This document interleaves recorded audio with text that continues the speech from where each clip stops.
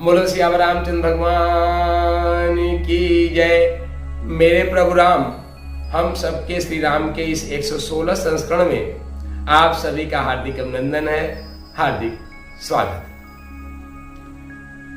प्रिय मित्रों, आप सबको यह रामचरितमानस का सत्संग बहुत ही सुंदर लग रहा है। इसको लाइक सब्सक्राइब करके बेल आइकॉन जरूर दबा दें। इसको अधिक से अधिक अपने सोशल मीडिया में शेयर करें। यही आप सबकी भगवान श्री रामचंद्र जी के श्री चरणों कमलों में मंगलमय सेवा होगी। तो आइए अब इन्हीं दोहों और चौपाइयों का जो भावार्थ है यथागति यथा सामर्थ आप सबको श्रवण कराने का प्रयास करते हैं। इन दोहों और चौपाइयों में संत शिरोमणि गोस्वामी तुलसीदास जी ने बहुत ही सुंदर बात कही है। और सुंदर बात ये कही है कि जिनका चित्त, जिनका मन, जिनका हृदय, यह जो माया है, जो भगवान का माया इस संसार में है, जिसका अस्तित्व वेद मानता ही नहीं। वेद कहता है कि माया नाम की कोई चीज है ही नहीं, माया का कोई अस्तित्व है ही नहीं। तो संत शिरोमणि गोस्वामी तुलसीदास जी कहते हैं कि जिनका मन चित्त माया ने ग्रसित कर लिया है, माया से ग्रसित है, वही व्यक्ति ऊट पटांग उल्टा सीधा कुछ भी बोलते रहते हैं। उनको कुछ भी पता नहीं कि वे क्या बोलते हैं। बस वह पूरी तरीके से स्वार्थ से भरे हुए, और स्वार्थ से भरा हुआ व्यक्ति जब कोई कहता है तो अंत में यहाँ पे गोस्वामी तुलसीदास जी थे कि ऐसे व्यक्तियों के विचार पे कभी भी आपको अपना कान नहीं देना चाहिए, मतलब उस पर अपनी सहमति नहीं देनी चाहिए, और उस पर किसी समझदार व्यक्ति को चिंतन मंथन भी नहीं करना चाहिए।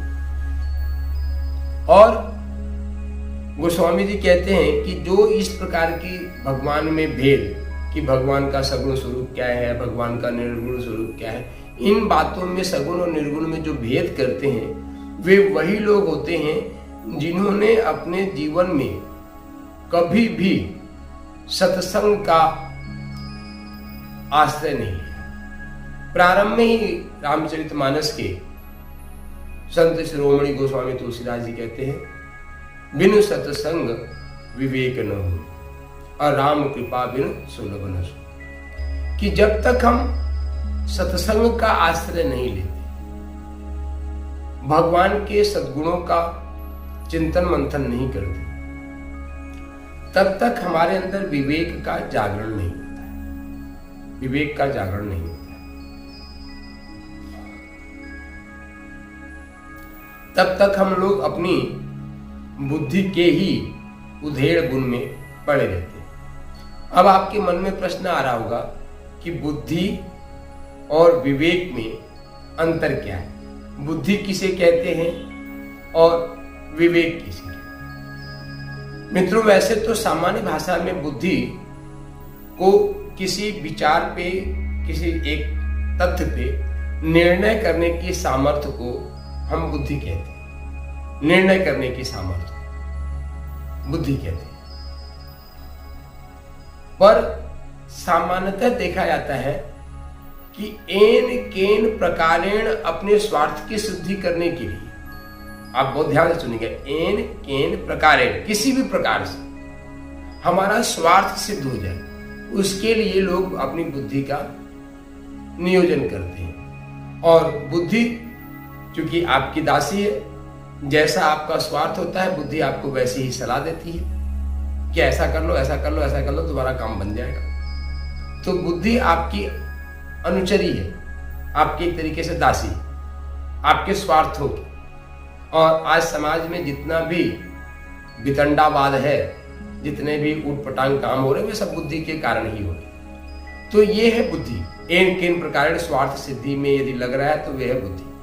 वैसे सामान्यतः बुद्धि निर्णय करने की क्षमता को है। और विवेक, विवेक स्वार्थों को प्रश्रय नहीं देता, मतलब स्वार्थों से विवेक का कोई मतलब नहीं है। विवेक मतलब हमेशा सच का साथ देना, नैतिकता का साथ देना, सनातन संस्कृति जो लंबे समय से चली आ रही उसका अनुगमन करना, और उसके प्रकाश में, सनातन संस्कृति के प्रकाश में, सत्य के प्रकाश में एकदम जो सही है, जो सत्य का मार्ग है, उस पे चलने की प्रेरणा देना, उस पे चलने के संबंधित आपके मन में विचार उत्पन्न करना, यह विवेक का काम है।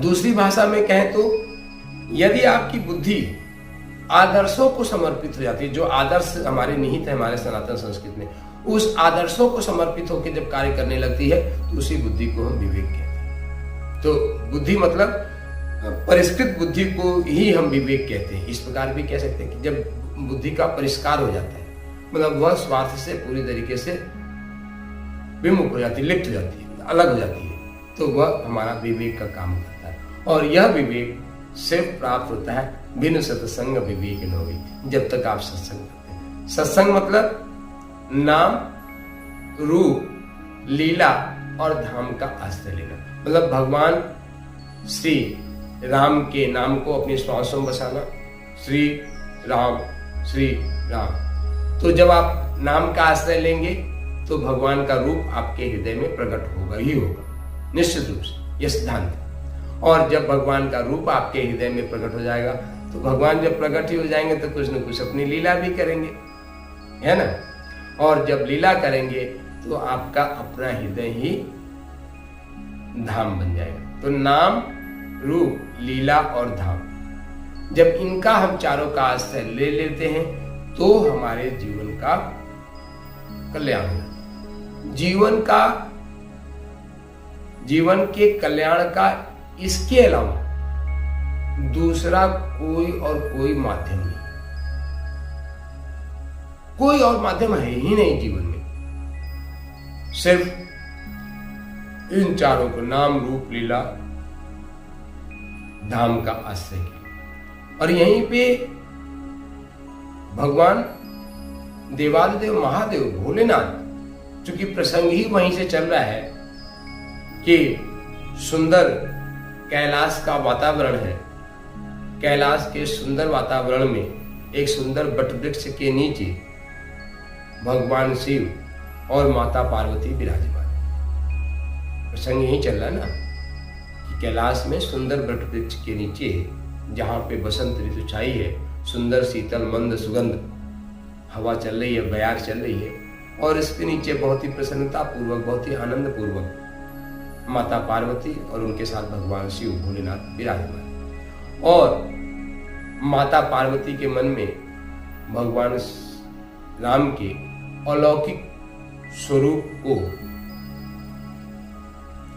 जानने का जिज्ञासा पैदा हुई कि हे नाथ, भगवान श्री राम का जो अलौकिक स्वरूप है, उनके पूर्ण ब्रह्म परमात्मा अर्थात निर्गुण स्वरूप से लेके और भगवान राम का अवतार लेने से लेके, विवाह से लेके, वन गमन से लेके, रावण के वध से लेके और पुनः अयोध्या में आके लंबे समय तक राम राज्य की स्थापना करने तक जो भी पूरा विधान है उसको आप हमें श्रवण करें।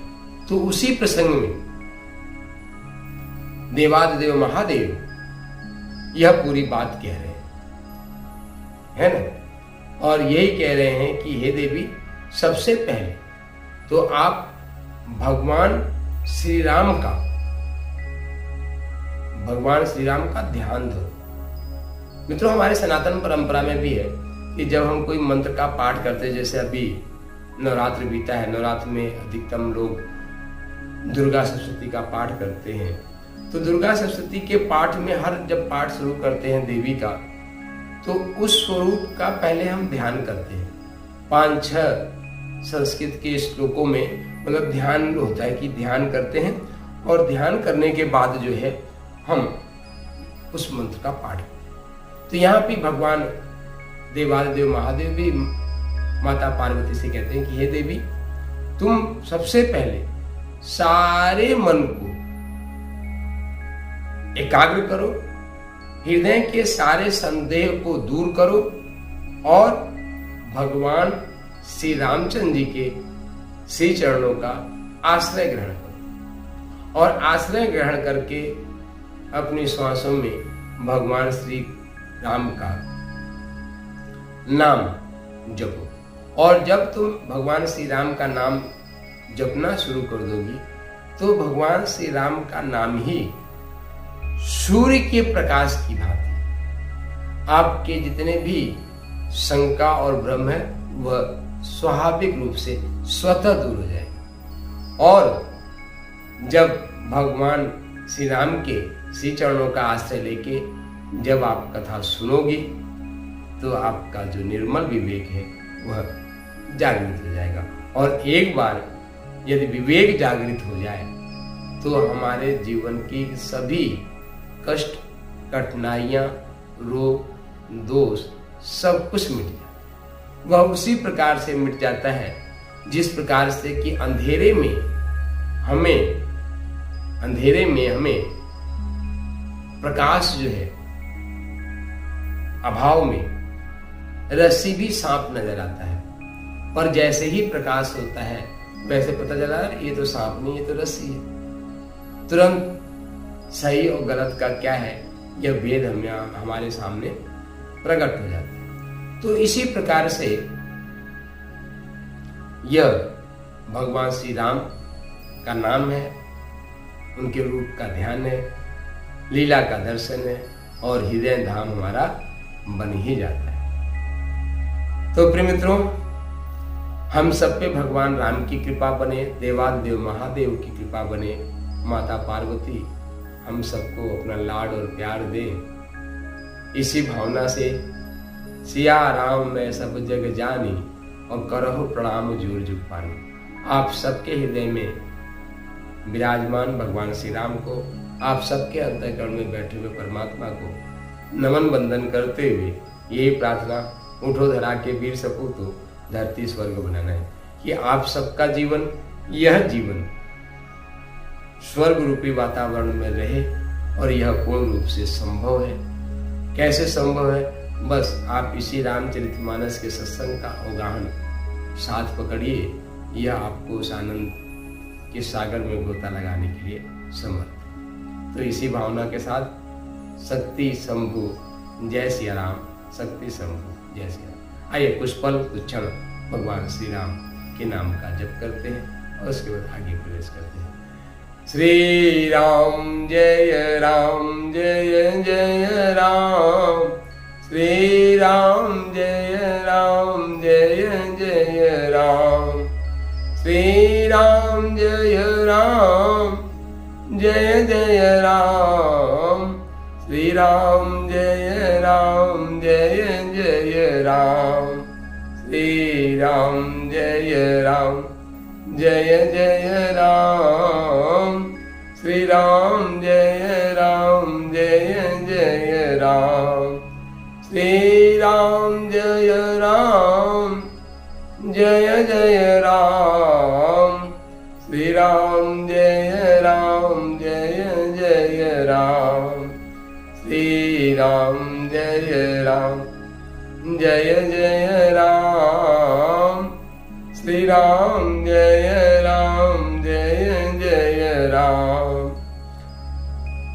श्री राम जय राम जय जय राम, श्री राम जय राम जय जय राम, श्री राम जय राम जय जय राम, श्री राम जय राम जय जय राम, श्री राम जय राम जय जय राम, श्री राम जय राम जय जय राम, श्री राम जय राम जय जय राम, श्री राम जय